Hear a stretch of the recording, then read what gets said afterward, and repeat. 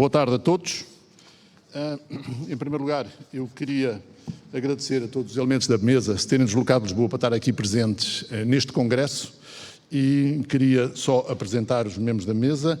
Em primeiro lugar, três das pessoas importantes neste país que são os presidentes da Comissão Executiva das três grupos de saúde mais importantes, a engenheira Isabel Vaz, tanto da Luz Saúde, o Dr. Rui Diniz, CUF a Saúde, e o Dr. Vasco Pereira, da Lusíadas Saúde. Temos também aqui o professor José Fragata, que eu penso que é conhecido de todos, e que para mim aqui acumula sobre vários aspectos. Em primeiro lugar, é um homem que, como vocês sabem todo o currículo, foi diretor do Hospital de Santa Marta durante 10 anos, foi diretor de serviço de muito mais do que isso, é um homem que, além da sua faceta humanística, todos nós sabemos o quanto ele tem dedicado a problemas relacionados com a ética, sobre o erro médico, sobre a negligência médica. Enfim, falta-nos então só o nosso bastonário, Dr. Carlos Cortes, que eu espero que ainda apareça, porque eu não queria atrasar a mesa redonda e pedi aqui ao nosso Presidente que o tente contactar. Vamos começando? Bom, sim senhora. Bom, então eu começaria só por fazer aqui uma breve introdução. Segundo dados da Pordata, em 2020 nós éramos 5.100 médicos, dos quais, desde aí para cá, obviamente ninguém sabe quantos é que cá estão ou quantos é que se foram embora, dos quais, deste número, 19% eram clínicos gerais, 5% eram pediatras, 4% eram cirurgiões gerais e ginecologistas e 3% ortopedistas, oftalmologistas e outras especialidades.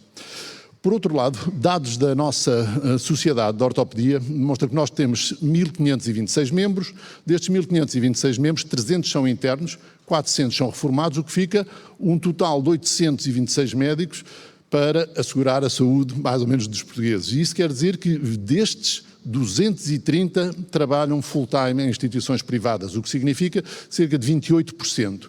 O que nos resta apenas 600 ortopedistas para assegurar o resto de todos os hospitais do Estado e mesmo destes 600, eu penso que uma parte deles também trabalham no setor privado. Penso que hoje a maioria destes médicos que trabalham no setor privado trabalham já em grupos de saúde, porque hoje em dia é impossível praticamente fazer prática clínica isolado no seu consultório. Só para vos dar uma ideia, nós no hospital onde trabalho, o Hospital Cruz Descobertas, há 22 anos, ainda abriu a porta para o que é um hospital privado, com uma carreira e com uma função completamente independente. Isso atraiu, de facto, muitos dos médicos que hoje em dia trabalham nestas nossas instituições. Eu penso que abriu uma variedade de contratos, dos quais ainda hoje existem. Por exemplo, aquele exemplo que eu conheço melhor do meu hospital, anestesistas, intensivistas, pediatras, ginecologistas e obstetras e alguns cirurgiões gerais são dedicados em full-time ao hospital, assim como também os médicos da urgência, e pelo facto de termos 3 urgências abertas, talvez sejamos daqueles que têm maior percentagem de médicos contratados, o que dá à volta de 20% dos médicos que lá trabalham. No que se refere a ortopedistas com contratos de trabalho, o que acontece é que é uma percentagem dos diversos grupos, destes 3 grupos que aqui estão, varia entre 0% a 7% dos ortopedistas. Mas se olharmos para outros, de facto, a realidade europeia copia muito aquilo que acontece nos Estados Unidos. E um dos surveys feitos pela Academia Americana há cerca em 2019, de uma amostragem de 100 ortopedistas, apenas 8% estavam em full-time a trabalhar privado. Todos os outros tinham aderido a grupos de saúde. Portanto, eu penso que isto é significativo. E este movimento deu-se também na Europa. E as razões são razões que são interessantes. A maior parte deles queriam ter um salário fixo e negociado. Outros queriam ter, no dia seguinte, queriam ter o consultório cheio, como é lógico. Queriam fazer menos noites e menos fins de semana, férias pagas. Queriam, obviamente, menor responsabilidade, não só administrativa como financeira, porque o grande investimento hoje em dia na saúde é feito pelos hospitais privados e pelos grupos privados. E, portanto, todas estas razões levavam a que, a pouco e pouco, as pessoas, ou grande parte dos especialistas, se deslocassem mais para estes hospitais. Há 20 anos, nos Estados Unidos, a percentagem rondava os 30% e hoje em dia são 8%. E, portanto, este é o contexto que nós temos hoje em dia na Europa e é isso que nós vamos falar aqui um bocadinho. E a primeira questão que eu ia pôr aqui aos diversos membros da mesa era como veem o panorama da medicina privada em Portugal nas próximas décadas. E era capaz de lançar aqui primeiro o desafio à sua engenheira Isabel Vaz, o que é que ela pensa sobre este tema.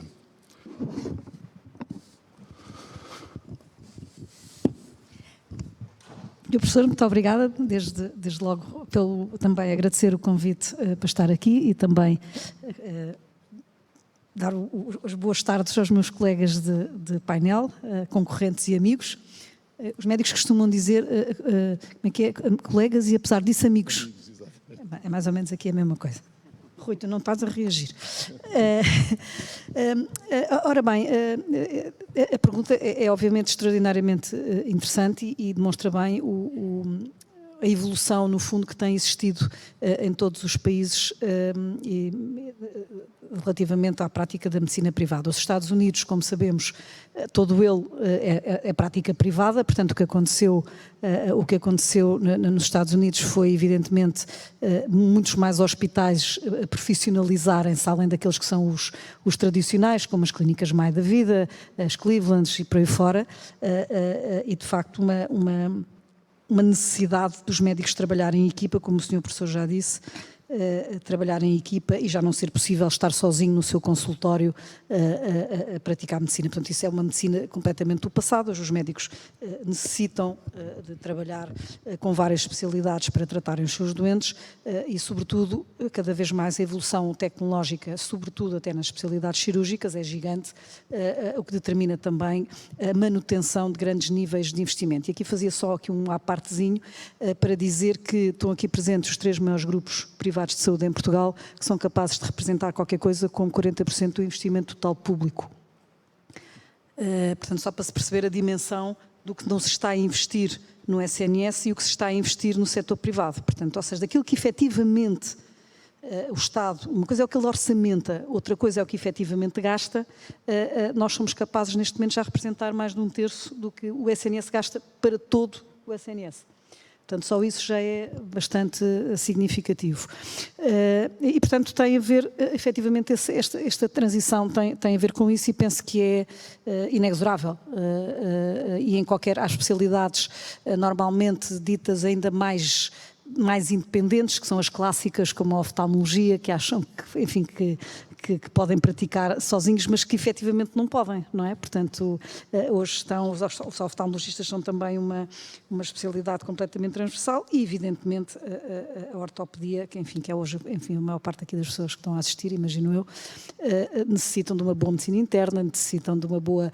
Eu costumo dizer que a medicina interna e os MGFs são talvez o best friend forever dos cirurgiões para efeitos, os ortopedistas para efeitos de obter os melhores outcomes para os seus doentes com a medicina perioperatória nos ciclos de tratamento e depois de seguimento das doenças e, portanto, parece-me que é inexorável que isso vá acontecer. A profissionalização dos grupos privados. A profissionalização significa isso mesmo, significa que as pessoas querem ter os médicos dedicados, também a própria concorrência, ou seja, eu costumo dizer aos médicos que quando me dizem não quero ter exclusividade e tal, nós costumamos dizer, nós só pedimos isso aos melhores, porque aqueles que são indiferentes a gente não quer que sejam exclusividade. Portanto, os médicos representam também a diferenciação competitiva que nós temos entre grupos, não é? E todos nós procuramos ser os melhores profissionais a trabalhar connosco. Portanto, enfim, só para começo de conversa e para não estar a monopolizar, eu diria que é isso mesmo que vai continuar a acontecer, maior profissionalização e maior dedicação para se poder realmente exercer uma medicina de qualidade. Muito bem, muito obrigado. Confirma a amizade, só para não haver... A esta pergunta do professor Jorge Mineiro, eu diria o seguinte. Em primeiro lugar, o panorama da medicina privada neste momento é positivo.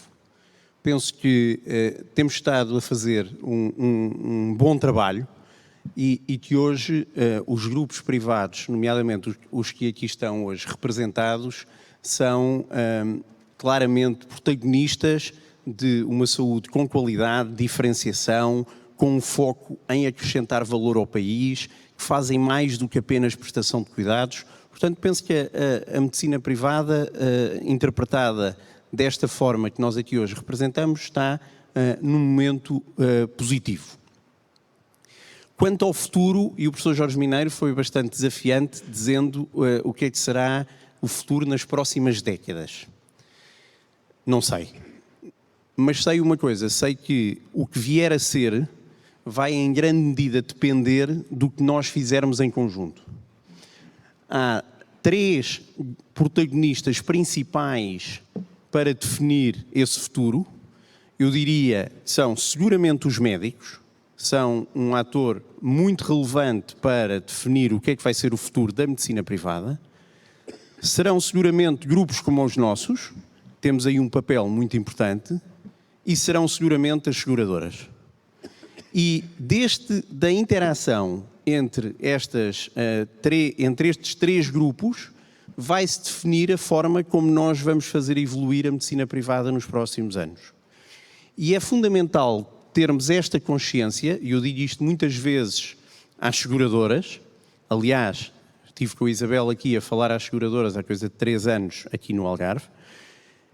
Se nós não entendermos a nossa corresponsabilidade no desenho do sistema para o futuro, as coisas não vão correr bem.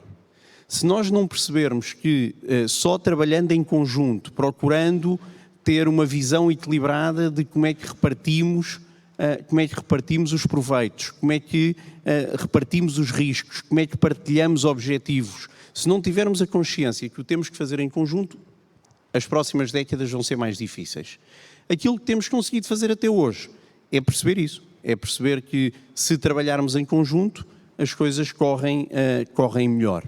Para isso, na minha perspectiva, é absolutamente decisivo, quer na relação dos médicos com os grupos privados, quer nos grupos privados com as seguradoras, quer mesmo dos médicos com as seguradoras, que também interagem em muitas circunstâncias, é crítico essas relações serem pautadas pela confiança, a confiança de quem percebe que o jogo não se joga numa cirurgia ou não se joga num mês, mas joga-se no longo prazo, na transparência, na forma de comunicar e na disponibilidade para trabalhar em conjunto, para perceber a perspectiva do outro.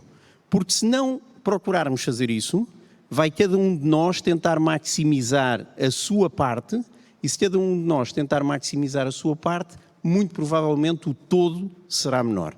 Portanto, eu diria, as próximas décadas da medicina privada, é certo que terão um contexto, é certo que os doentes não são aqui completamente, não podemos deixar de os considerar, é certo que o entorno regulatório será seguramente muito importante, seguramente que a tecnologia e todos os players tecnológicos que estão lá fora têm um papel a desempenhar, mas os protagonistas principais de como é que esse futuro vai ser desenhado são os senhores que estão na plateia, seremos nós, dentro das nossas possibilidades, enquanto protagonistas dos grupos privados, e serão seguramente as seguradoras que representam uma parte muitíssimo importante dos nossos espalhadores.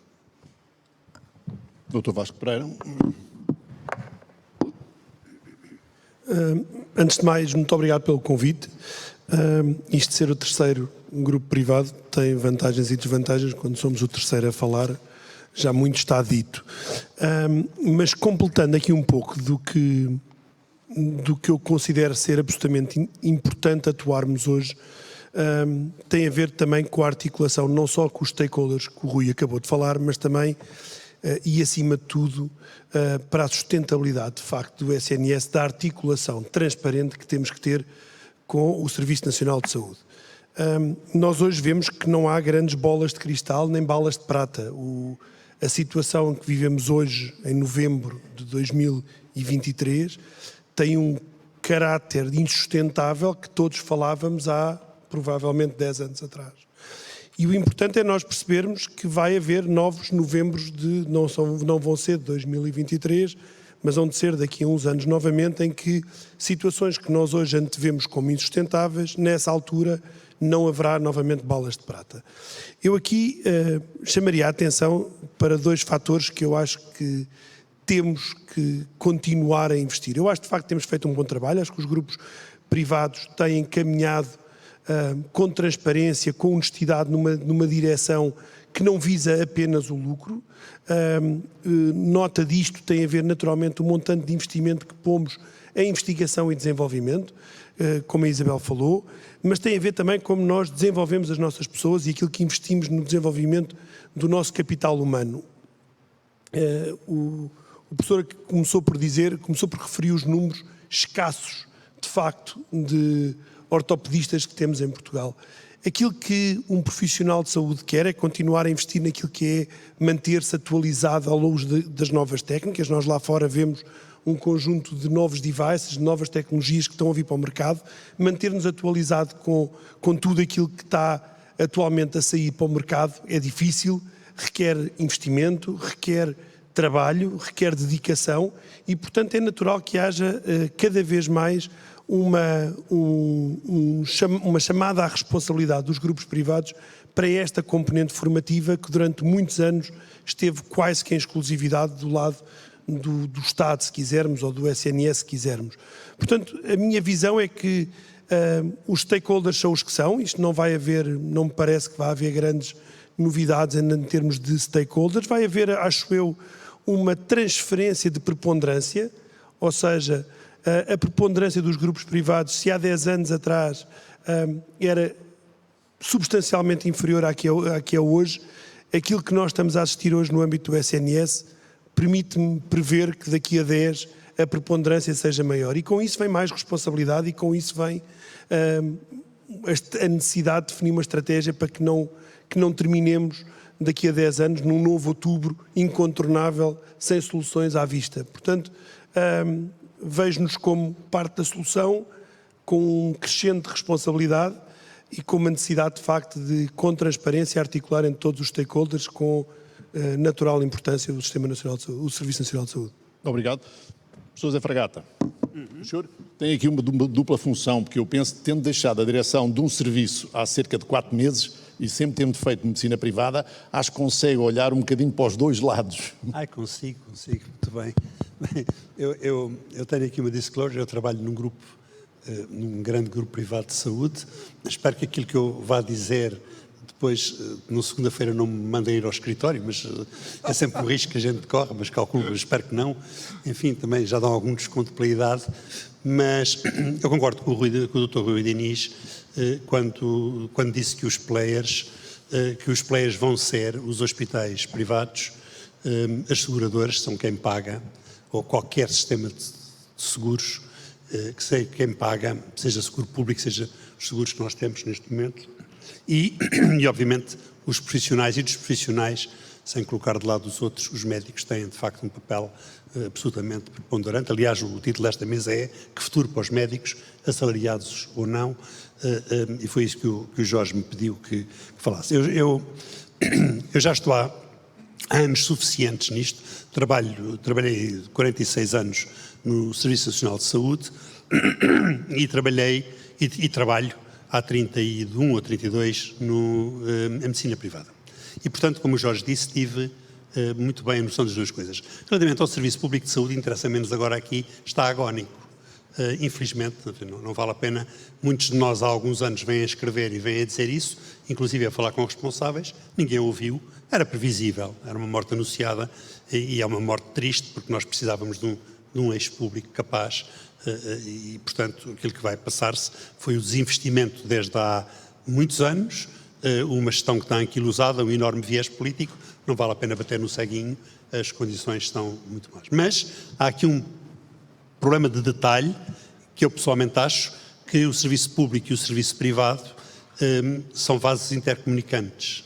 E o país é pequeno e não nos iludamos que o mal-estar no serviço público não vai ter repercussões sobre o serviço privado, porque é uma relação de interdependência. Claro que a gestão do serviço privado é muito mais ágil e competente, claro que e mais rápida, claro que o investimento é muito grande, mas as pessoas são as mesmas, os doentes são os mesmos e os profissionais são os mesmos.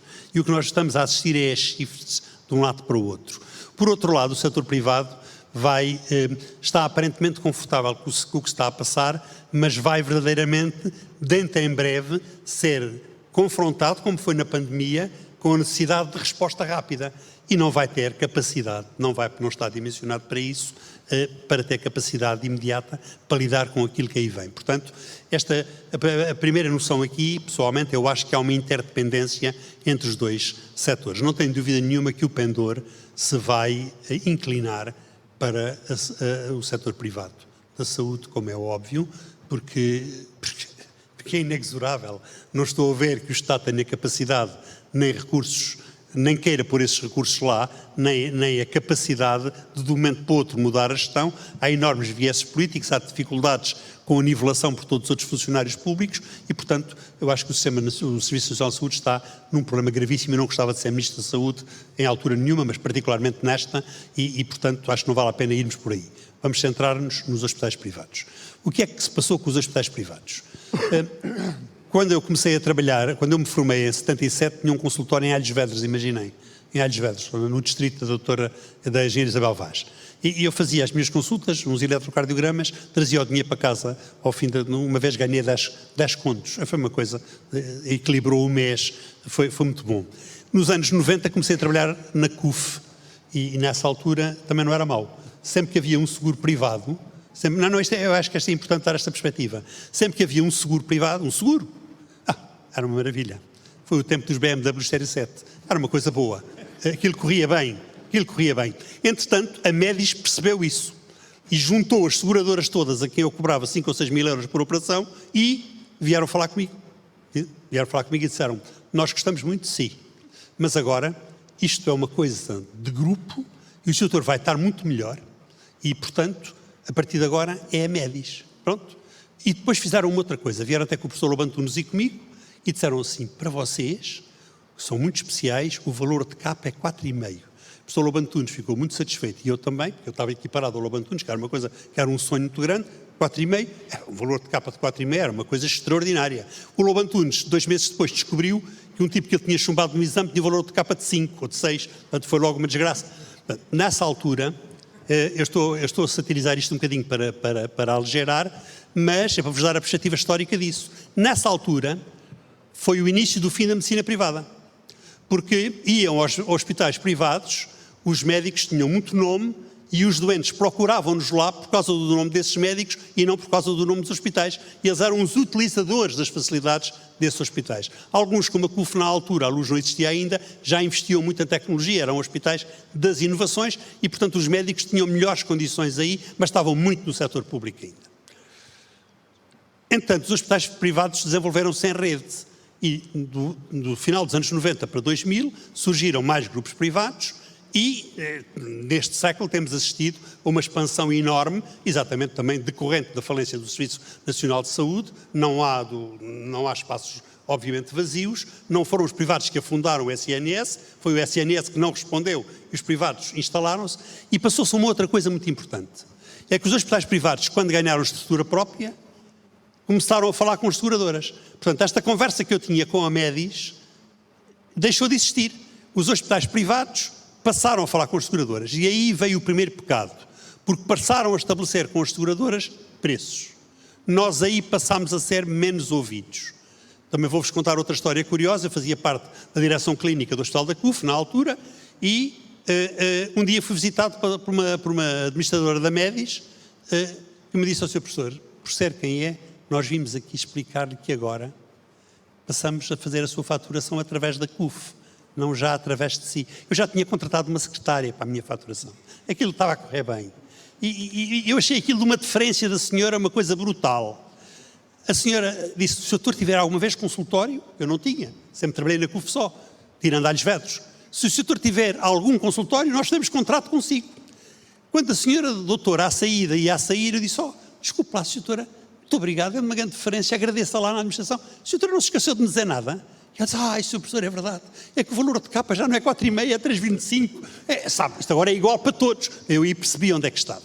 Portanto, eu direi, de uma forma muito resumida, que neste momento o que se passa é que os hospitais privados passaram a negociar, a entender-se com os agrupadores de seguros sobre os valores dos nossos próprios honorários. Isso não tem nada de mal, é uma questão de crescimento e é uma questão de evolução de todo o sistema. Eu direi que a medicina privada liberal acabou. Passou a ser uma medicina em que nós estamos intermediados pelos hospitais privados para os quais trabalhamos, no sentido do nosso próprio financiamento. Mas não sejamos inocentes ao ponto de pensar que isso é tudo mau. Para mim foi-me dito, quando a CUF passou a fazer a minha faturação, a CUF disse-me isso é para a maior simplicidade sua. E é verdade, eu deixei de ter necessidade de pagar a uma secretária para me fazer isso. Agora, quando nós, e eu preparei-me para esta mesa redonda, quando nós vamos ver quais são os drivers que permitem agarrar um médico a um sistema de saúde, esses drivers não são só salariais. Os drivers são capacidade de desenvolvimento tecnológico, envolvimento em projetos profissionais e uma coisa muito importante, que é o sentido da valorização do trabalho, que passa exatamente por ser ouvido pela gestão e passa exatamente também por ser ouvido sobre os seus próprios vencimentos. E eu acho que o enorme desafio que os grupos privados vão ter, os grupos privados não devem cair na armadilha do excesso de oferta de mercado, porque agora vai haver muitos médicos no mercado. As pessoas estão a fugir, como o diabo da cruz, do Serviço Nacional de Saúde. Esta medida agora da negociação, que vai eventualmente chegar a algum ponto, estávamos aqui a comentar, vai fazer com que os médicos passem a 35 horas e vão ficar com menos horas de trabalho, que é aquilo que o Serviço Nacional de Saúde neste momento mais precisa, de menos horas de trabalho. Onde é que eles vão nos outros dias? Trabalhar nos hospitais privados. Os hospitais privados vão ter excesso de oferta de médicos. E aqui há uma tentação forte, contratar por mais barato e exercer mais controle. Eu acho que esse caminho é seguir as pisadas daquilo que o SNS fez. Portanto, eu acho que os hospitais privados têm aqui, agora estou a falar como médico, o médico está no final da carreira, tem um desafio muito importante, que é, e o Rui falou nisso, que é, e a Isabel também, que é fazer parcerias reais, baseadas em confiança com os médicos. Há sempre um conflito não é conflito, uma tensão latente entre a gestão que manda e detém o poder e os médicos que detêm o laborship, que detêm o trabalho. Essa competição, que é real, não tem nada de mal, existe em todos os sistemas, deve ser passada a competição, deve ser colaborativa. E nós temos que ter a capacidade de alinharmos estratégias aí. Depois, assalariados não vamos gostar de ser, com certeza.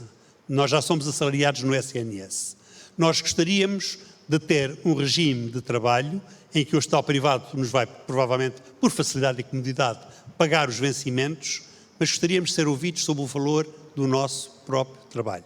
E gostaríamos de ser pagos, não por um capa transversal igual para todos, mas como no início da MEDIS, um capa que diferenciasse entre procura de mercado, diferenciação, dedicação. Portanto, nestes critérios, para mim, salariado ou não, e são termos muito pesados, as hospitais privados devem provavelmente contemplar que, se querem manter os médicos, a confiança é muito importante, mas a confiança deriva de satisfação.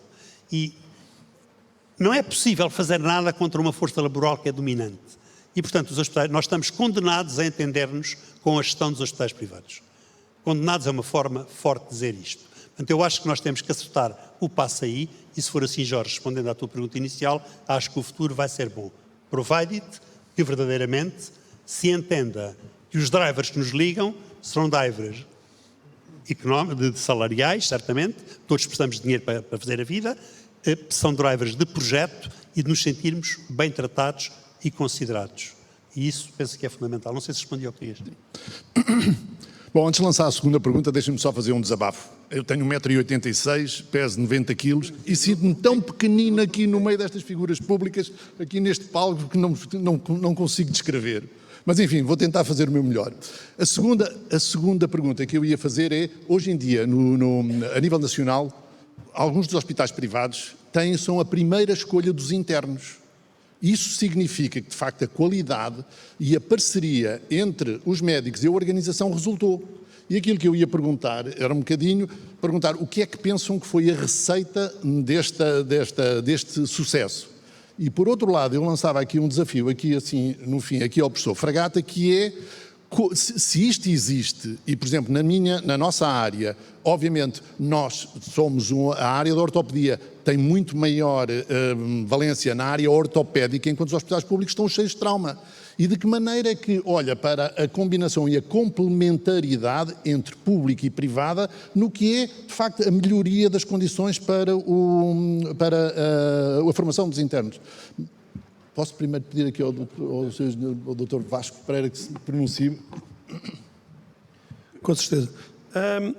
Aqui, eu parece-me que os internos estão a ver, eu diria, neste momento ainda de fora, o processo a acontecer com aquilo que são os médicos especialistas e que fizeram a sua carreira no âmbito do Serviço Nacional de Saúde e que estão confrontados com necessidades de escolha entre aquilo que é dar seguimento à sua vertente de investigação, à sua vertente de trabalho, ter a sua qualidade de vida, ser corretamente remunerado.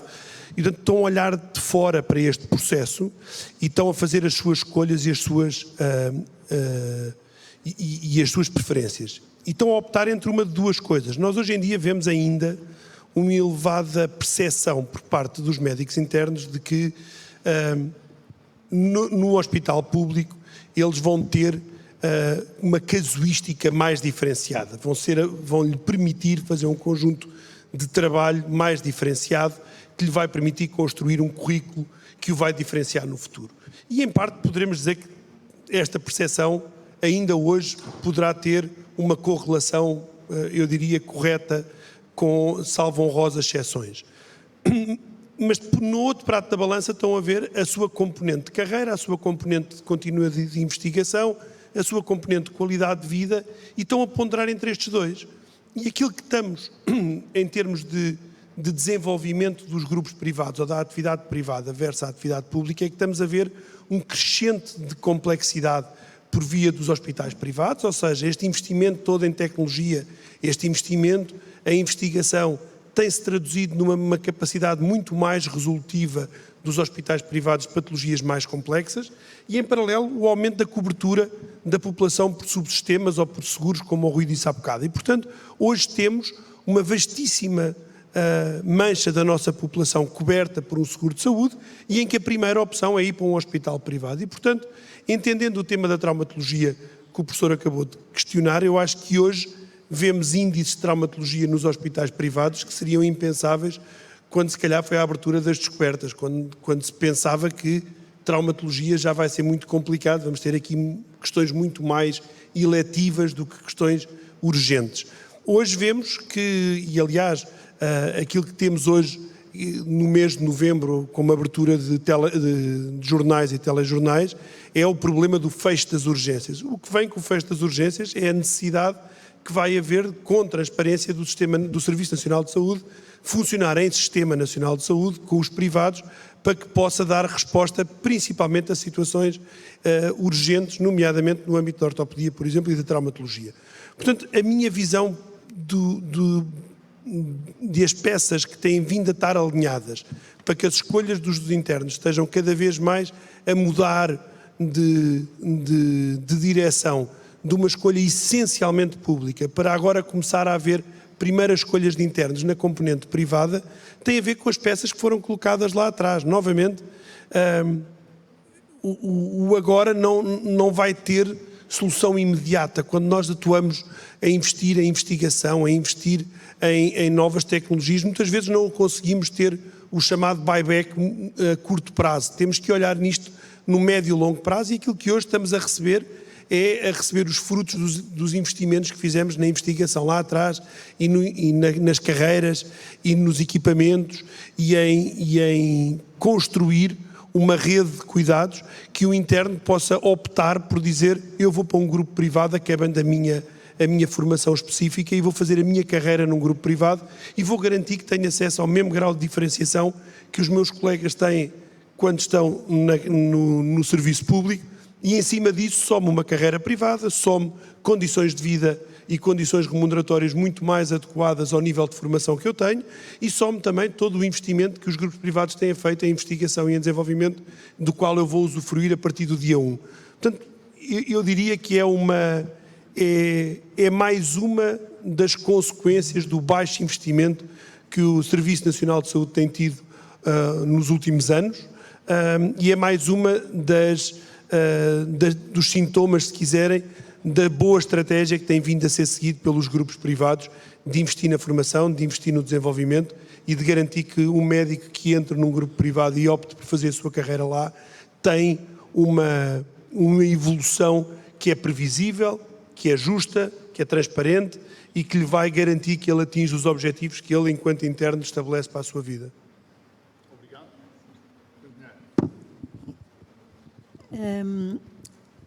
enfim, portanto, começa logo pela decisão de os grupos privados começarem a ter internos, que era uma coisa que há 20 anos atrás era impensável. Isso, no fundo, começa logo por ter a ver com esta crescente profissionalização, ou seja, hoje o Hospital da Luz em Lisboa, o Arrábida também no Porto, tem serviços, portanto, é um hospital com uma governação clínica até já relativamente complexa. E isto decorre, de facto, quando os médicos começam a estar dedicados, temos diretores de serviço, temos equipas grandes, é natural a evolução de sermos procurados para a formação, porque normalmente esses médicos são muito bons, e aliás é um desperdício, de facto, não ensinarem as gerações mais novas, e portanto foi também uma consequência desta profissionalização dos hospitais. Eu posso dizer que neste momento, portanto agora em 2024, o Hospital da Luz em Lisboa já vai ter qualquer coisa como 53 ou 54 internos em formação, nas mais variadas especialidades. Aliás, a CU foi pioneira numa especialidade cirúrgica, que foi a otorrino, quando se achava, eu lembro-me das seguradoras dizerem, mas como é que se pode ter internos de uma especialidade cirúrgica? E hoje, evidentemente, isso é completamente normal. Eu posso-vos dizer que os miúdos, quando nos... conversa de velha.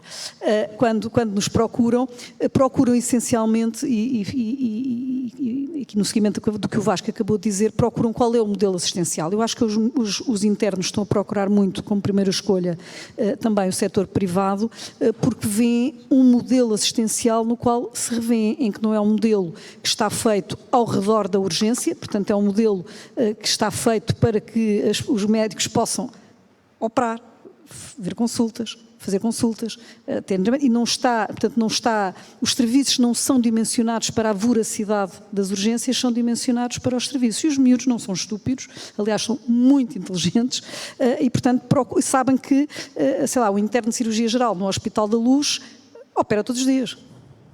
Opera todos os dias.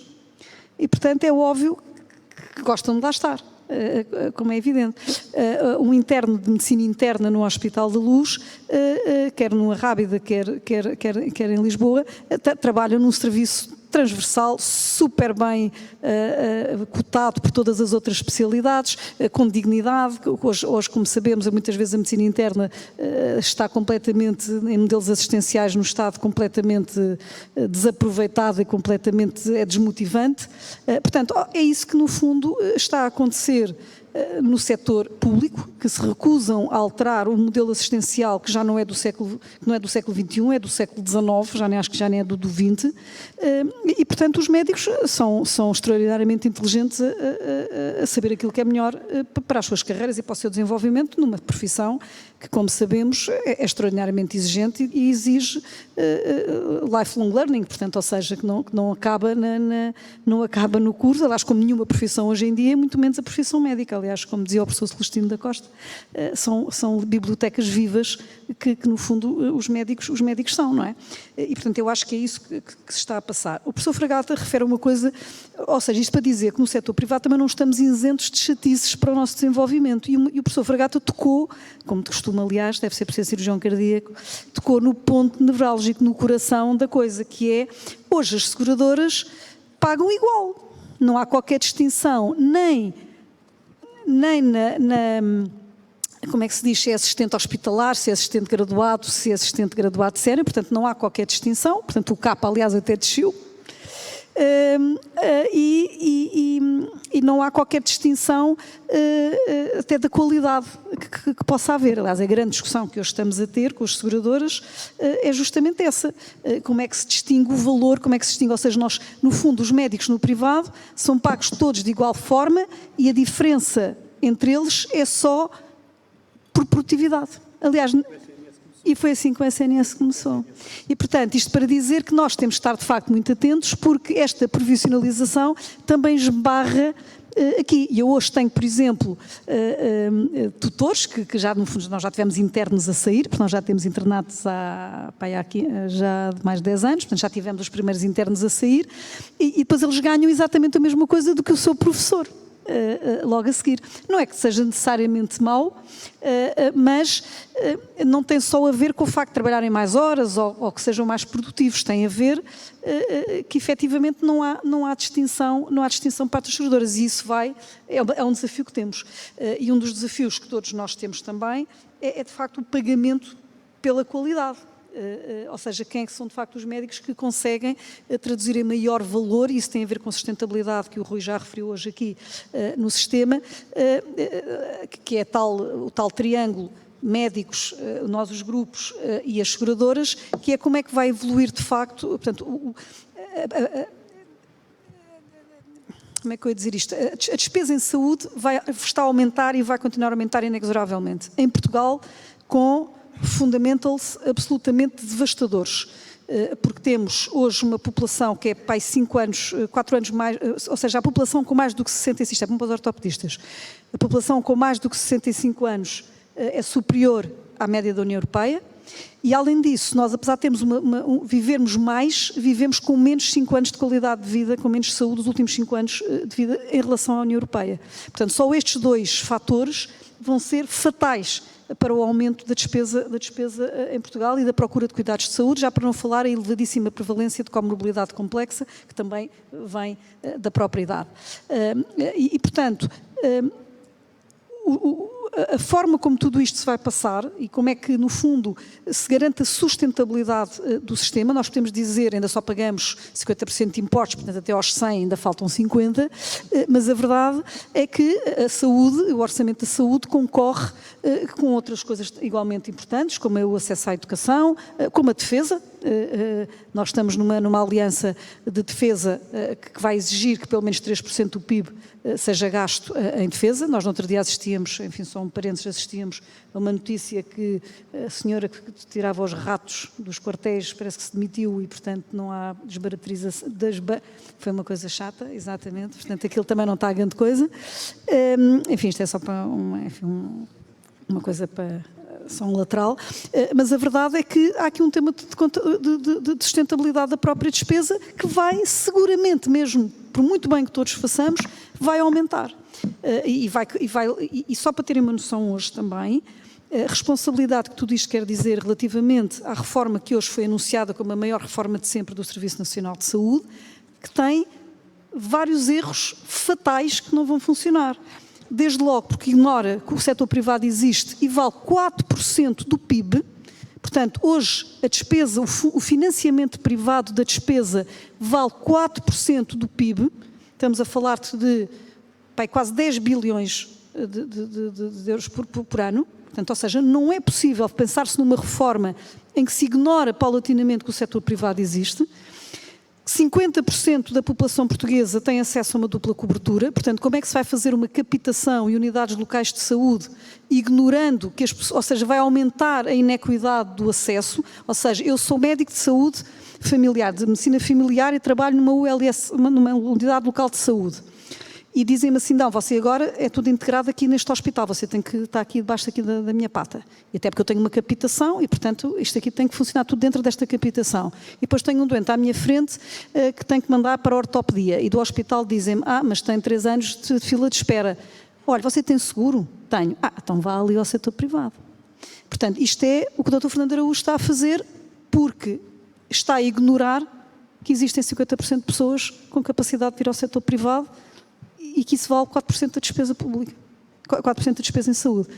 Já para não falar de outros erros fatais, como um hospital central, que devia ser equidistante de tudo, também vai concorrer com uma captação com preços à linha para os outros hospitais que lhe mandem. Portanto, eu não queria hoje ser administradora de um hospital público nem morta, porque vocês estão a ver o que é que isto quer dizer. Portanto, eu sou o Hospital de Santa Maria, vou ter as minhas próprias unidades locais de saúde, portanto, sujeito a uma captação. Mas se o Garcia de Horta me mandar os doentes deles, porque estão com lista de espera, ou não, ou as coisas que vão ser, enfim, em algum momento definidas na carta hospitalar, que é para mandar para mim, eu aí já recebo a peça. Portanto, quem é que eu vou atender primeiro? Os que recebem a peça. Portanto, ou seja, a reforma está completamente... Eu nunca vi uma coisa assim. Portanto, isto não tem a ver com esquerda e direita. Isto está só conceptualmente errado. Portanto, isto não tem a ver, não tem a ver, isto não é político. Isto é, teoricamente, conceptualmente, está profundamente errado. E, portanto, o setor privado vai viver no meio disto tudo. E, portanto, temos este desafio, que é, no fundo, hoje o debate que nós estamos aqui a falar, como é que, efetivamente, vai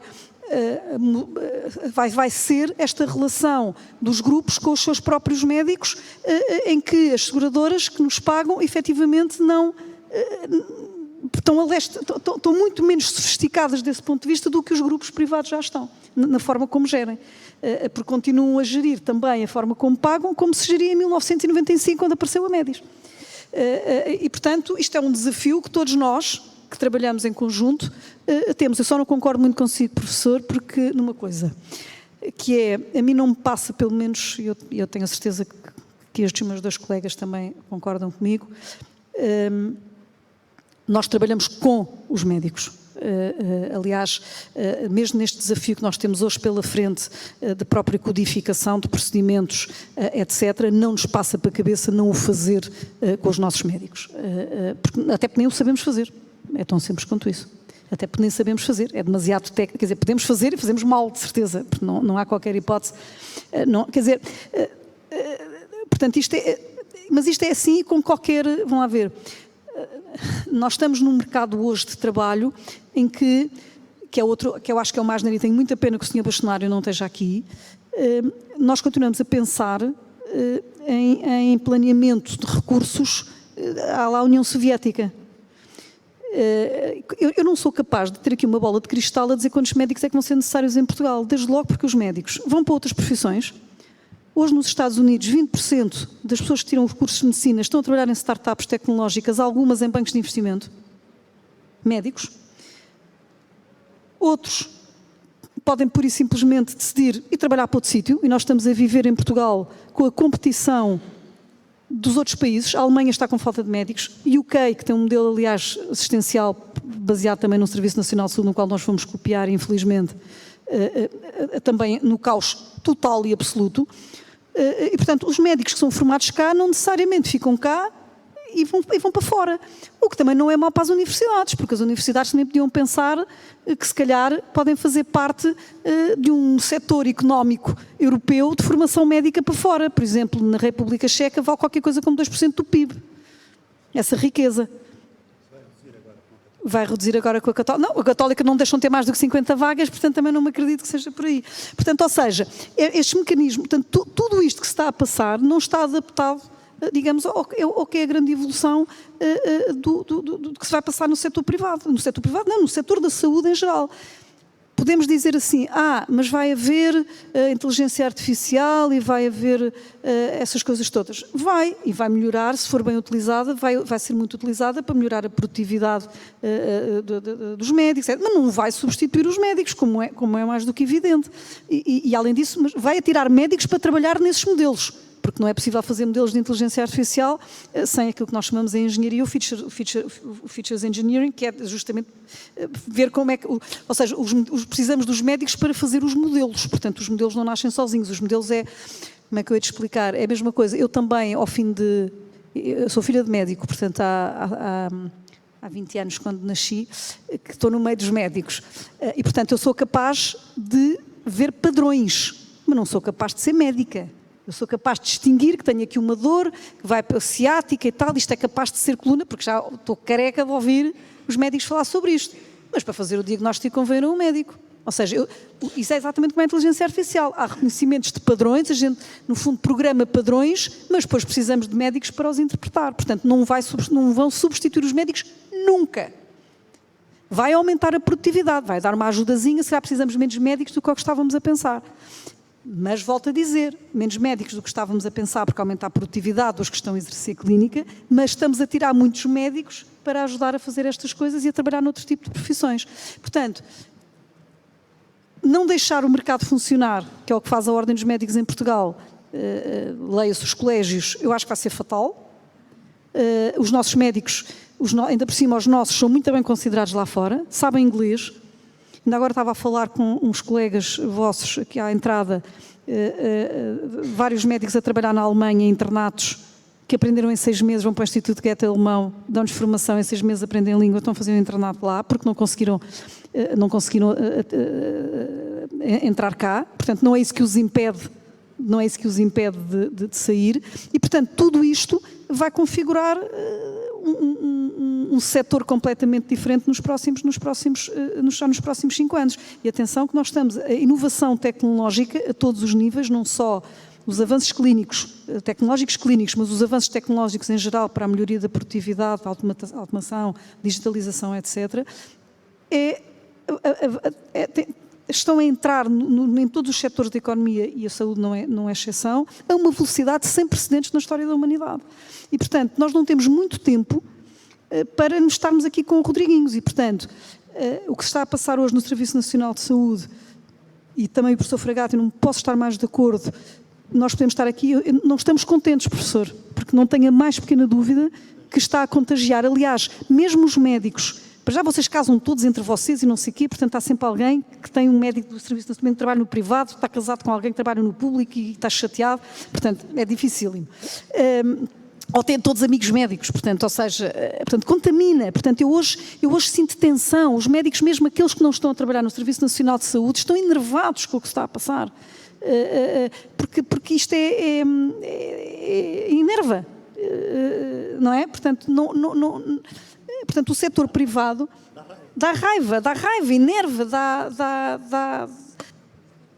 está em tranquilidade. Portanto, estamos naquilo que os engenheiros chamamos de um equilíbrio hipostático.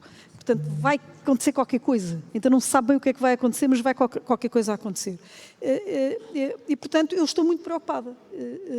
Não vejo os médicos. Ontem estava a ter justamente uma reunião com médicos para preparar o nosso congresso da manhã, que amanhã o Luz Saúde vai ter o seu congresso anual, sobre valor em medicina, precisamente, em que os nossos médicos vão apresentar os resultados às seguradoras, os resultados daquilo que fazem, precisamente, é o tema do nosso congresso. E eu perguntava, meninos, ouçam lá, mas o que é que eu vou dizer amanhã naquele painel? Está o professor Mineiro, o professor Fragata, não sei o quê, estou aqui um bocadinho enervada. E eles disseram-me assim, todos nós só temos um patrão, que são os doentes. E depois trabalhamos em instituições aos quais temos que respeitar as regras.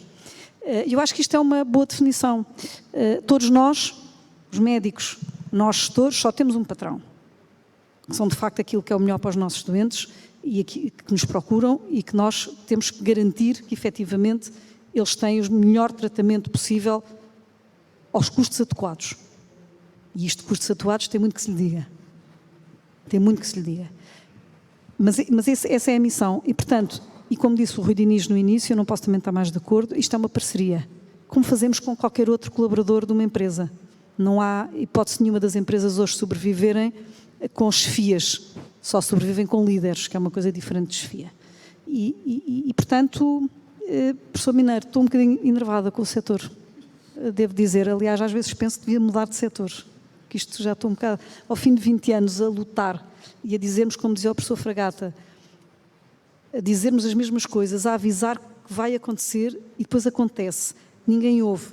As pessoas insistem nas mesmas estupidezes, nas mesmas coisas erradas. Cansa.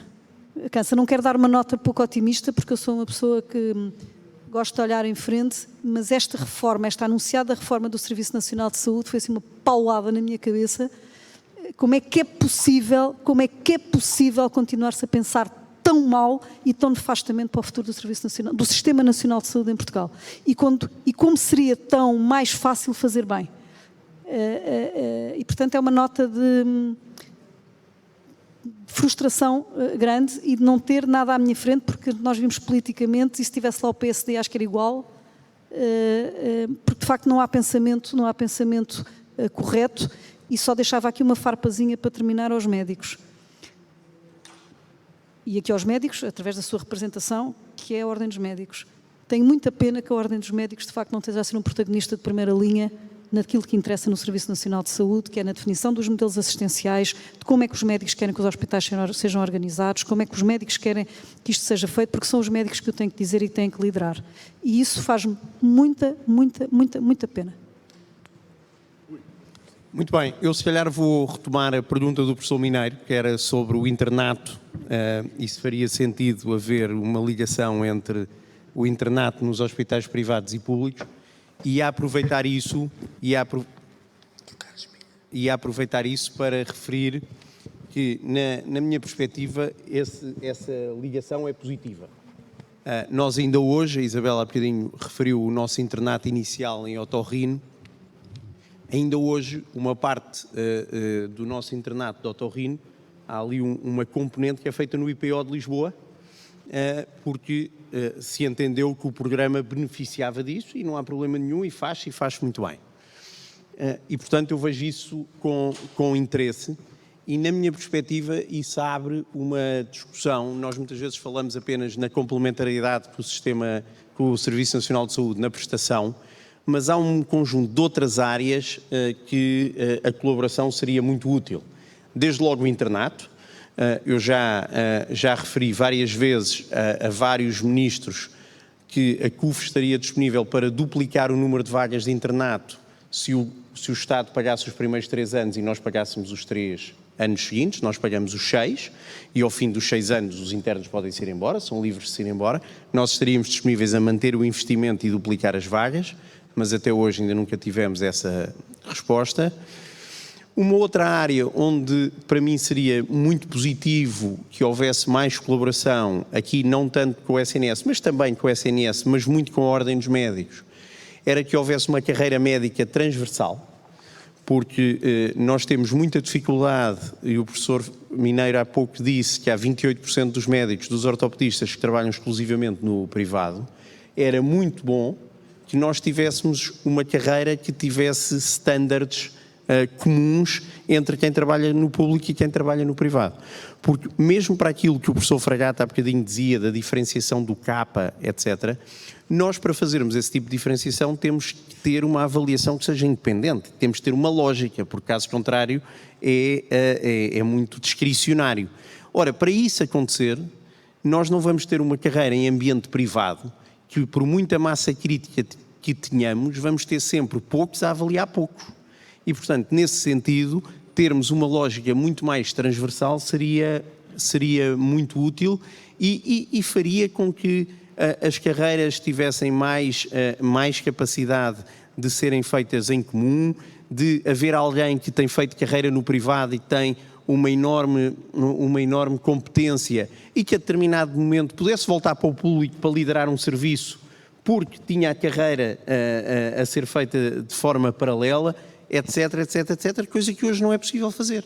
Nós temos pessoas muito competentes no setor privado, mas que fizeram toda a sua carreira no setor privado, que se hoje quiserem concorrer a uma vaga no setor público ou a liderar um serviço no setor público, não o podem fazer, porque não têm essas credenciais no setor público. Portanto, para nós, mais do que nós fazermos uma carreira, que fosse apenas uma carreira em ambiente privado, mesmo que nos juntássemos os grupos privados todos, o ideal era ter uma carreira médica em Portugal, independentemente do sítio onde se trabalha em cada momento, porque a carreira não deve ser dependente do sítio onde se trabalha, mas deve ser fundamentalmente dependente dos objetivos que se concretizam, daquilo que se consegue, e isso para mim seria, sem dúvida, muito relevante. Portanto, eu não tenho nada uma visão, e acho que nenhum de nós tem, de criarmos um ambiente privado que se fecha sobre si próprio. Estamos muito numa lógica de trabalhar num ambiente privado, que está inserido num contexto mais amplo e que está muito disponível para trabalhar em conjunto nestas diferentes vertentes, sem nenhum tipo de problema. Agora também digo que neste momento temos uma estratégia e uma linha que é fundamentalmente dependente da nossa vontade. Temos uma estratégia que é a nossa e que não tem que estar condicionada ou demasiado dependente daquilo que é o SNS. Porquê é que os internos querem trabalhar connosco ou querem trabalhar nos grupos privados? Eu acho que é foco. Foco, qualidade daquilo que fazemos com eles, disponibilidade para trabalhar com eles, trabalho para fazer, atenção dos seus tutores, e isso vai-se sabendo, vai-se conhecendo e as pessoas acabam por querer trabalhar connosco, porque aí o vencimento é igual, é tudo igual, e é muito interessante ver que cada vez mais internos estão muito disponíveis para trabalhar no setor privado. Uma nota final, professor Fragata, eu estou muito tranquilo com o que disse, mas o Pedro Correia da Médis entrou, ouviu falar do CAPA e saiu.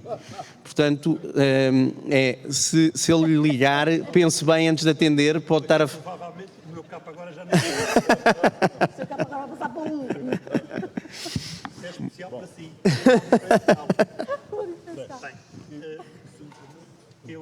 que há aqui vários... Tenho que falar com o microfone. Eu acho que passámos dos salários para o ensino, que é uma coisa sempre que vale a pena, o ensino também paga mal, mas o que eu acho que é curioso, eu tenho uma filha que trabalha, que é advogada no Reino Unido, e vou sabendo, porque ela também vou lendo o Financial Times às vezes, ela vai-me falando do que se passa no Reino Unido. Eu treinei-me no Reino Unido no final dos anos 80 e verdadeiramente aquilo era bom. Neste momento, os internos no Reino Unido estão em greve porque querem ter funções de consultant. Neste momento, os anestesistas declararam guerra à BUPA, à agrupadora de seguros, porque querem mais 15% ou 20% de vencimento. E atenção, isto já se tinha passado no Nordeste brasileiro aqui há uns anos, e é uma coisa que pode... É que a situação que se vive no SNS neste momento é perversa, porque vai fazer... o mercado vai oscilar e há novas... Vamos lá ver, há gente que se vai levantar relativamente a reivindicações exatamente resultantes da escassez de gente e da escassez de serviços que vão existindo. Portanto, o SNS, o que está aqui em causa, é um problema de falência de modelo. Nós vamos precisar, de facto, de um Estado regulador, vamos precisar de um Estado, provavelmente, de menos Estado e melhor Estado, e vamos precisar, o modelo, isto é público, um modelo que incorpora o setor privado, o setor social e o setor público, que é a única maneira, e até quem dirige a saúde neste momento está convencida que tem que ser assim, só que não pode. Não pode. Porquê é que eu estou a falar disto? Não é porque vale a pena falar do SNS, infelizmente, porque de facto tenho o sentimento que a Isabel disse, tenho um sentimento de pena e de raiva. Eu estou a falar disto porque os dois sistemas, mais uma vez, estão dependentes.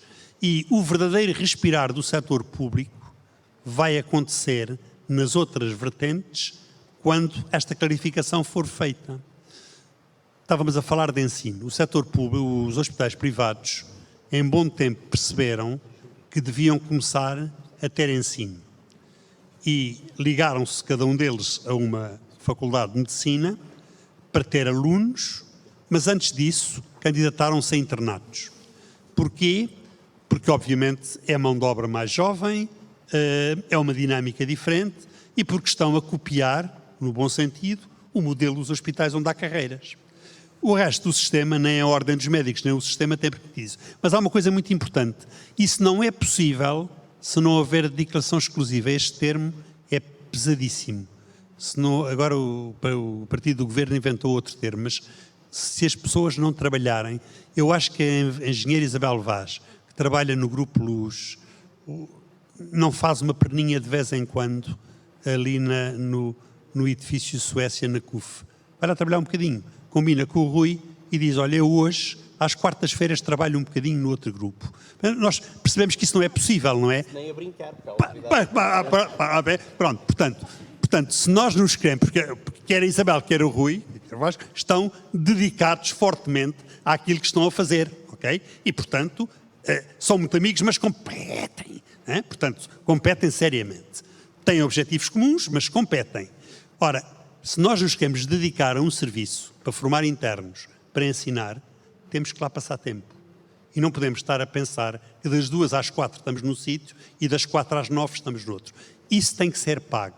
Pode não ser pago em valor de capa, já vimos que temos que também levar as seguradoras e eles já saíram, mas tem que ser pago em outros indicadores de valorização. Portanto, o ensino, estou-vos a dar uma deixa, pode bem ser uma maneira de diferenciar e de pagar melhor a pessoas que também têm essa função e é uma função muito nobre. Eu acho que o caminho inexoravelmente vai ser este. O caminho vai ser que os hospitais privados tenham o seu internato próprio. E, de facto, não faz nenhum sentido que haja uma carreira pública, uma carreira privada, que a ordem devia ser quem regulava, por isso é que a ordem existe, enquanto não acabarem com ela e estão a tentar, a ordem devia verdadeiramente ser o organismo, é uma pena que o Carlos Cortes não esteja aqui, devia ser o mecanismo, o organismo que regulava estas carreiras, que deviam ser uma única.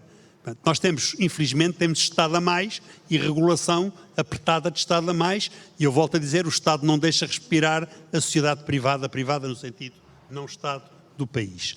Portanto, para que o ensino exista, eu acho que os médicos têm que ter uma permanência mais assídua nos hospitais onde estão, públicos ou privados, e têm que ter um papel de liderança real nesses hospitais, exatamente para poder inspirar os seguidores. Este aspecto, Isabel e Rui, este aspecto, nós neste momento estamos com uma crise de saúde no país. Mas esta crise de saúde vai se transformar numa crise educacional daqui a algum tempo. Porque não só o setor privado, o ensino de interno no setor privado é vestigial ainda, é o wishful thinking. Mas no setor público já não, porque a premência é o trabalho e são as horas. Não é dado tempo nem para investigação, nem para, Deus me livre, ir reclamar à administração do hospital onde trabalhava, tempo para ensinar o que é que o senhor tem que pô-los a trabalhar, não é? Portanto, a dinâmica neste momento é diferente. E nós vamos pagar isto bem pago, porque daqui a uns anos não vai haver pessoas ensinadas ou quem os ensinou capazmente. Portanto, nós vamos estar, os hospitais privados têm que estar, ou isto dá uma volta e o Estado segura-se de outra maneira, ou então, agora, é preciso verdadeiramente que haja alguma separação de águas, para que as pessoas, não se pode pedir a um indivíduo que vai 3 vezes por semana ao hospital privado ou para um doente ou 2, que obviamente também ensine esse bocadinho, porque não se sente lá. Este sentido de ownership de serviço e ownership de ligação a um grupo ou um hospital, seja público, seja privado, é absolutamente imprescindível para o exercício da medicina. Por outro lado, treino de internos. O professor Lobo Antunes, já falei nele uma vez ou duas hoje, dizia como é que querem treinar internos em especialidades cirúrgicas. E eles vêm aqui para ser operados por mim, não é por um interno. Isto é verdade. Enquanto os doentes forem ao hospital para ser tratados pelo Fragata, ou pelo Lobo Antunes, ou por Jorge Mineiro, ou por outro qualquer. Quando os doentes começarem por necessidade a ir aos hospitais, ser tratados no hospital, obviamente, esse salto de dimensão vai existir, porque, naturalmente, nas especialidades médicas é mais fácil treinar pessoas das especialidades cirúrgicas, porque os doentes que vão à CUF vão dizer, olha, agora não sou eu que vou operá-lo, este tipo está aqui, é novo, ele é bom, mas eu vou estar lá, se eu estou a desculpar para isso, então eu espero mais uns meses e vou para o outro lado. Portanto, esse aspecto é um aspecto importante. Mas nós estamos, como a Isabel disse, nós estamos encravados, porque enquanto o setor público não se desenliar disto, também não vai deixar os hospitais privados respirar na medida certa em que devem respirar. Portanto, eu acho que era mais ou menos isto. Bom, tenho meia hora para gerir e havia 2 perguntas que ainda tenho para fazer e, portanto, queria pedir aqui aos meus colegas de mesa para serem concisos. A primeira é, uma das críticas que todos nós fizemos ao Serviço Nacional de Saúde, para onde passámos, é que não fazia a diferenciação entre aqueles que eram dedicados à causa, trabalhavam, produziam, e os que não faziam o mesmo. E, portanto, essa sempre foi uma das críticas, e eu vejo o Serviço Nacional de Saúde, como todos nós sabemos, viveu muito à custa da carolice de quem lá trabalhava. A carolice saiu e muitos daquilo que o professor Zé Fragata referiu começou rapidamente a deteriorar-se. Mas agora o que está a acontecer é que muitos dos serviços privados vivem à base da carolice de quem lá está. Eu trabalho num serviço onde, de facto, temos idoneidade da Ordem dos Médicos, damos formação. O ano passado, este ano, tivemos 63 comunicações, a maior parte delas no estrangeiro. Temos 9 artigos publicados em peer-reviewed journals. Temos formação pré-graduada e pós-graduada. Temos uma forte componente assistencial, que não quero aqui referir os números. Eu valho tanto como qualquer outro serviço. E, portanto, aquilo que nós criticávamos no passado é exatamente aquilo que a gente está a ver um bocadinho no privado. E, portanto, o meu desafio é perguntar como é que alguns dos serviços que têm outcomes, têm diferenciação, têm idoneidade, têm estas coisas todas, como é que eu posso incentivar a geração mais nova, daqui a uns anos, de dizer, não, quando o senhor se reformar eu vou-me embora, porque aqui exatamente vão mudar as condições. Portanto, eu gostava de lançar o desafio, como é que pensam que nós vamos conseguir, e depois eu acho que o facto de alguns terem conseguido chegar a um determinado standard, agora é preciso, de facto, conseguir mantê-lo. Mas não é à custa dos velhos, é à custa da geração mais nova. E, portanto, eu gostava de saber da vossa parte quais são os desafios ou como é que pensam um bocadinho encarar, e começava pelo Dr. Rui Diniz agora. Muito bem. Quanto ao tema da remuneração dos médicos, eu penso que primeiro, há que perceber o que é que nós e os médicos queremos, para partirmos dos objetivos de cada um e perceber em que medida é que conseguimos convergir. E nós, do nosso lado, enquanto instituições privadas, parece-me evidente que queremos 2 ou 3 coisas relativamente claras. Pelo menos, penso eu, os grupos neste plano. Queremos qualidade na prestação, porque se nós não tivermos qualidade na prestação, não estamos cá para o longo prazo, e isso é muitíssimo relevante. Alguém que queira estar para o longo prazo tem que ter qualidade na prestação, portanto queremos bons médicos a prestar cuidados de forma adequada, queremos produção, precisamos de escala, precisamos de produtividade, porque isso é fundamental para mantermos rentabilidade e para podermos continuar a investir.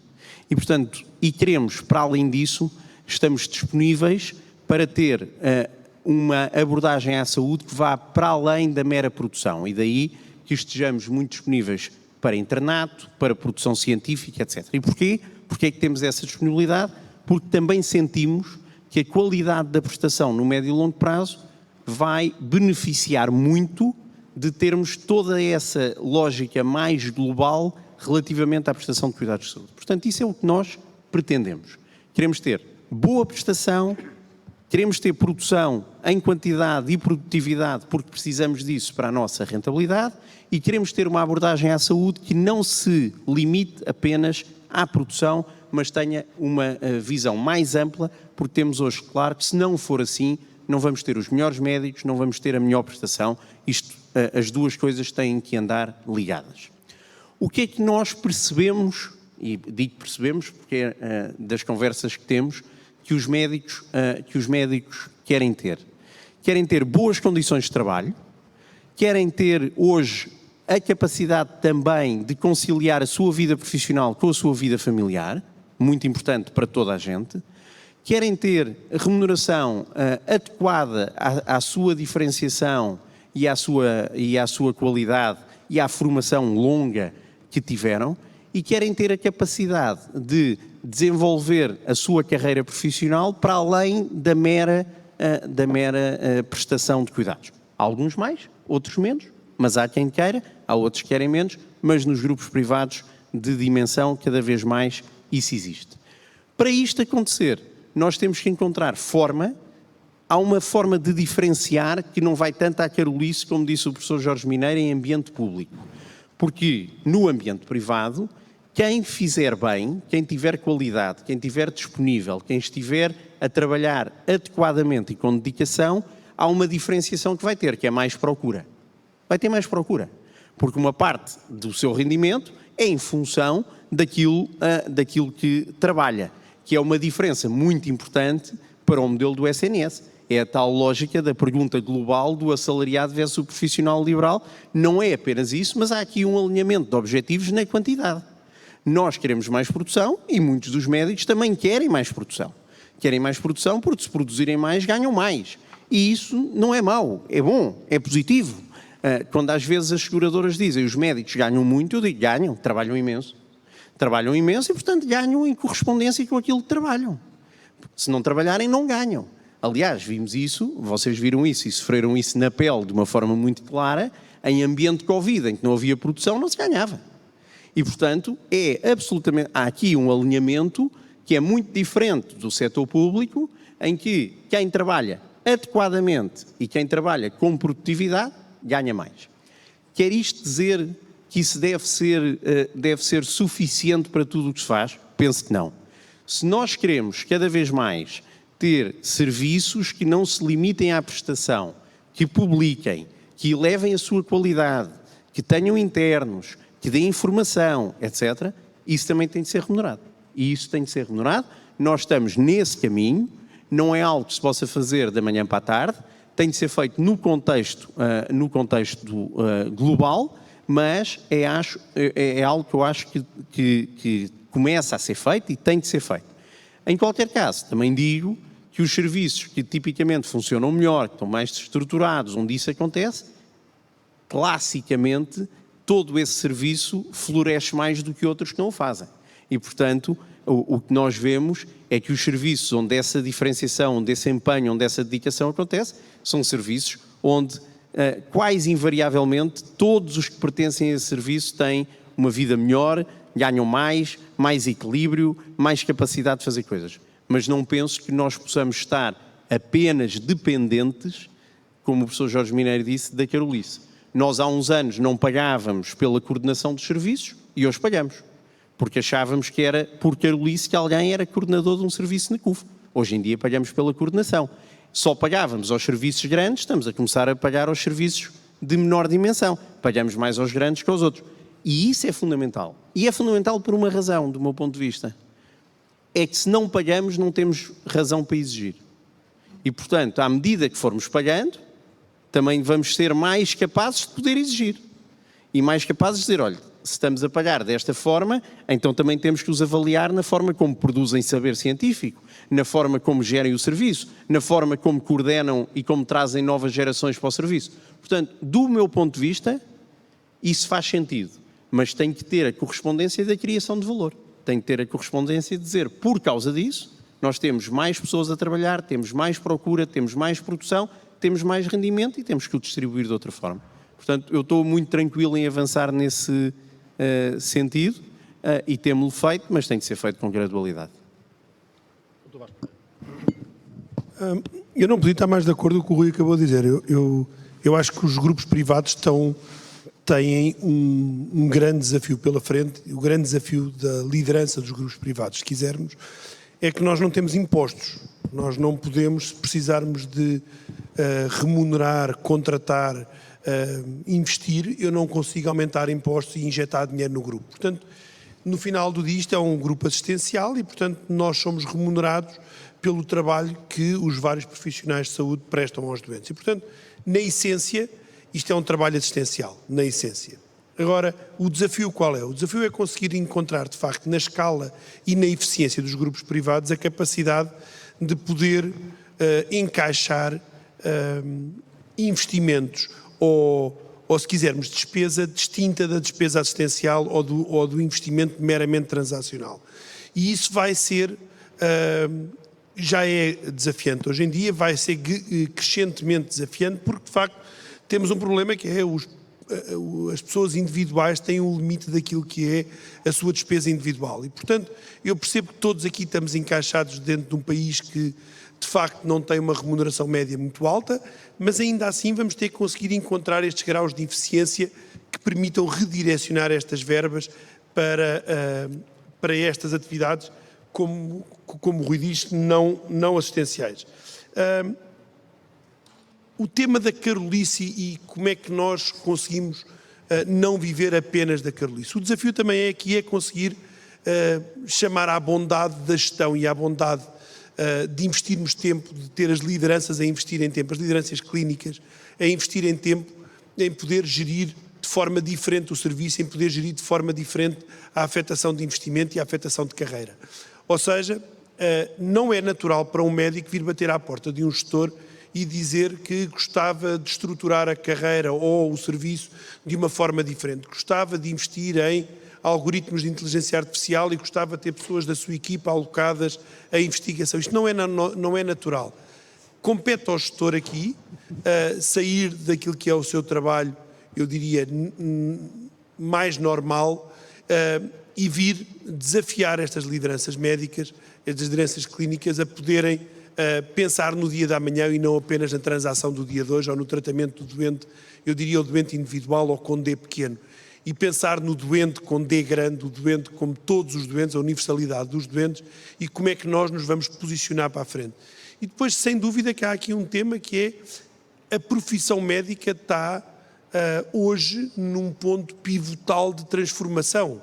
Ou seja, nunca tivemos tanta afetação externa por via da tecnologia, por via dos dados, por via da capacidade computacional de podermos transformar. A Isabel disse muito bem que isto não vai retirar trabalho a médicos. Isto vai retirar médicos daquilo que é o trabalho que nós, se quiserem, assistencial, porque os modelos de inteligência artificial têm de ser validados, têm de ser investidos, têm que ser trabalhados e isso no imediato como recursos, não disponibiliza recursos. A prazo em que é que se traduz? Mais eficiência, diagnóstico mais acertado e, portanto, não é uma medida imediata, é uma medida mediata que, portanto, tem um resultado a prazo. E, por último, acabar só dando uma nota de desafio também para as lideranças atuais, em que, de facto, se hoje muitos de nós tivemos tarefas, funções, lideranças em cargos que ocupámos, que o fizemos por carolice, como é que nós temos que valorizar e transformar essa função para que isso não seja uma carolice, mas sim uma etapa no crescimento dos futuros líderes da nossa sociedade médica. Bom, eu acho que já mais ou menos está tudo dito. Acrescentaria só que, e só para ter a certeza que eu e o Rui estamos a dizer a mesma coisa relativamente ao tema das carreiras. O que eu peço há muitos anos ao colégio é que o grau de consultor seja como o grau de especialista. É algo que é validado pela ordem, porque eu depois posso ter carreiras diferentes. Uma das coisas que destruiu o Beatriz Ângelo foi que justamente a carreira médica no Beatriz Ângelo era diferente devido ao modelo assistencial que nós tínhamos, era um modelo diferente. Tínhamos, por exemplo, muito mais assistentes graduados séniores do que é normal haver no público, no setor público em geral. Porquê? Porque nós no Beatriz Ângelo tínhamos, e aliás também temos no Hospital da Luz, nós temos os diretores de serviço, mas temos também diretores de centros multidisciplinares por patologia, que eram normalmente ou assistentes graduados ou, quando eram, por exemplo, como no caso dos oncológicos, são muito transversais a várias especialidades e, portanto, complexos, são assistentes graduados séniores. Portanto, nós tínhamos muito mais graduados séniores do que é normal no serviço público. O que é que me interessa? Interessa-me são os critérios de elegibilidade dentro de uma carreira que no meu hospital pode ser diferente de outros hospitais, e tenho seguramente a carreira num hospital como Santa Maria é seguramente diferente de uma carreira no Hospital de Chaves, pela dimensão ou pela complexidade que tem em cada hospital. Portanto, o que é que eu precisava? Não preciso ter uma carreira igual, até porque não é, e os meus critérios de elegibilidade são diferentes para subir na carreira, e isso, aliás, curiosamente foi discutido na altura com a FNAM e com a minha querida amiga Joana, e aceite. E depois chegaram lá e já destruíram aquilo tudo, não perceberam que é isso que é onde eu quero chegar, o modelo assistencial que está por trás. E não é possível discutir carreiras sem discutir modelos assistenciais. E o que eu acho que está a dar cabo do Serviço Nacional de Saúde é continuarem a insistir e a arranjar maneiras de alimentar um modelo que não é aquele que os médicos querem. E estamos aqui entre ortopedistas, tenho a certeza absoluta que nenhum ortopedista nesta sala quer passar num horário, let's say, de 40 horas. Seguramente que todos vocês o que querem é estarem pelo menos 12 horas vezes, 2 vezes num bloco operatório, querem estar a operar, depois lá está, têm que dar consultas, lamento, têm que dar consultas, e querem estar também, no fundo, têm que seguir os doentes em internamento. Estas duas coisinhas que eu acabei de dizer são 40 horas, mas depois é preciso mais 15 em média para alimentar a urgência interna e a externa, e quando for externa. E quando uma ordem dos médicos diz que temos de ter 4 cirurgiões, significa que um serviço como o Hospital Beatriz Ângelo, que tinha qualquer coisa como 3.000 cirurgias, quer de ortopedia, quer de cirurgia geral, significava que tinha que ter 50 cirurgiões. 50 cirurgiões, então cada cirurgião fazia uma cirurgia por semana. Portanto, e é esta recusa de se perceber como é que os serviços têm que ser organizados, e isto implica consolidação, implica que se calhar temos que ter urgências fechadas à noite. Ou seja, esse debate tem que ser feito pelos médicos. É isso que quando eu quero dizer, e volto a insistir, que é isto que os colégios têm que estar a fazer, e deviam estar a fazer e a ser protagonistas de primeira linha de uma refundação assistencial e de modelo assistencial do Serviço Nacional de Saúde, que nos vai afetar a nós. Ou seja, quando às vezes dizem assim, vamos comparar o setor público com o setor privado. Não é comparável.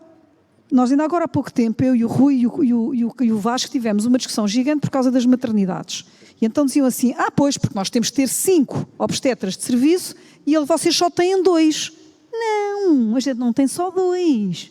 Eu às vezes até tenho 10. Sabem porquê? Que é o que vos acontece também a vocês ortopedistas. É que na ginecologia obstetrícia, na obstetrícia, então, na realidade, cada obstetra está de prevenção 365 dias por ano, 24 horas por dia. Coisa que não estão no Estado. Porquê? Porque, como vocês também estão sempre de serviço aos vossos doentes, quando operam. Por isso é que não querem operar à sexta-feira, que é um tema chato. Porquê? Porque sabem, se houver alguma chatice durante o fim de semana, e mesmo que não haja, vocês vão lá ver os vossos doentes.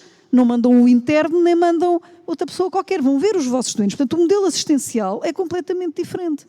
Estou-me a fazer explicar. E, portanto, não é possível, com o conflito geracional que existe e de balanceamento com a vida privada, em que as pessoas querem trabalhar só 35 horas. Com 35 horas, eu lamento imenso, mas não se vai ser um bom médico.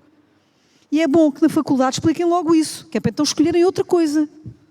Porque não se vai ser um bom cirurgião a operar menos do que 300 ou 400 cirurgias por ano. E, obviamente, em média, obviamente dependendo depois de que cirurgias é que estamos a falar.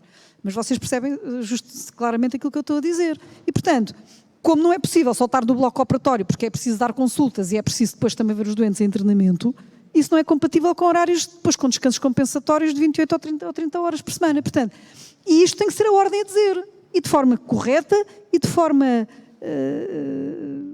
to the point. Quer dizer, para não estarmos aqui todos a mentir uns aos outros. Sim. Só uma palavra. Eu queria depois só fazer a última pergunta em 10 minutos. Mas É muito rápido, eu estava aqui a ver.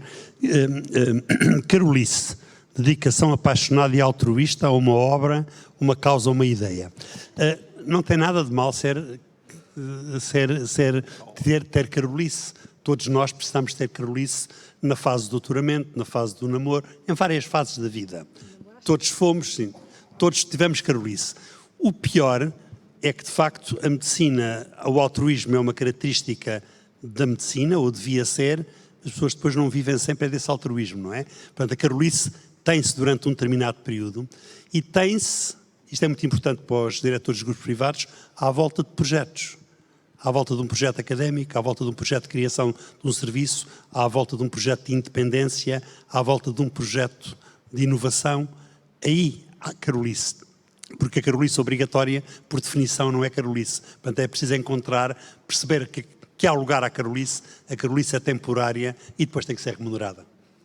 Obrigado. Apenas para terminar, eu dou 2 minutos a cada um dos meus colegas. O futuro dos médicos, tanto prestação de serviço ou assalariados. Começava aqui para o Sr. Engenheiro. Jesus. Mas agora foi fixe essa pergunta. Eu acho que volta àquilo que os médicos ontem, os meus médicos ontem me ensinaram. Patrão só há um, que são os doentes. Depois há aderência às regras de uma determinada instituição onde nos sentimos bem a trabalhar e que o fazemos de forma voluntária. Porque senão, como dizia Confúcio, se a gente tem que trabalhar, se a gente não tiver que gostar muito do que faz, não tem que trabalhar o único dia da nossa vida. E o nosso objetivo como gestores é proporcionar isso aos médicos, aos enfermeiros, aos técnicos, aos engenheiros, a todas as pessoas que fazem parte do ecossistema hospitalar, e as pessoas sentirem que estão lá porque querem, porque se sentem realizadas. Se isso é ser assalariado ou não sei distinguir. Eu não me sinto assalariada e tenho um contrato individual de trabalho, mas não me sinto assalariada porque quando eu não gostar do que estou a fazer, piro-me. E acho que os médicos estão em boa posição para fazerem isso todos os dias. Eu acho que depende. Depende. Não acho que haja uma resposta para isso. Acho que vai depende desde logo da especialidade. Há especialidades onde cada vez mais há pessoas a quererem ter salário. Nós temos hoje muitos médicos em determinadas especialidades que querem ter salário, não querem reduzir o nível de risco, querem ter uma vida diferente e não estarem dependentes de produção. Temos várias pessoas nessa linha. Temos depois pessoas que querem ter um modelo misto. Temos hoje muitas pessoas com um modelo misto, querem ter uma base que lhes dê alguma segurança, mas querem manter depois o upside de quanto mais trabalharem mais ganham e de terem a sua capacidade para se diferenciarem. E depois temos pessoas que, por feitio, por lógica, porque têm a sua parte salarial no SNS e nos hospitais privados não querem de todo ter salário, estão completamente em prestação de serviços. Portanto, eu acho que os modelos vão depender e nós temos que ser capazes de acomodar os diferentes modelos.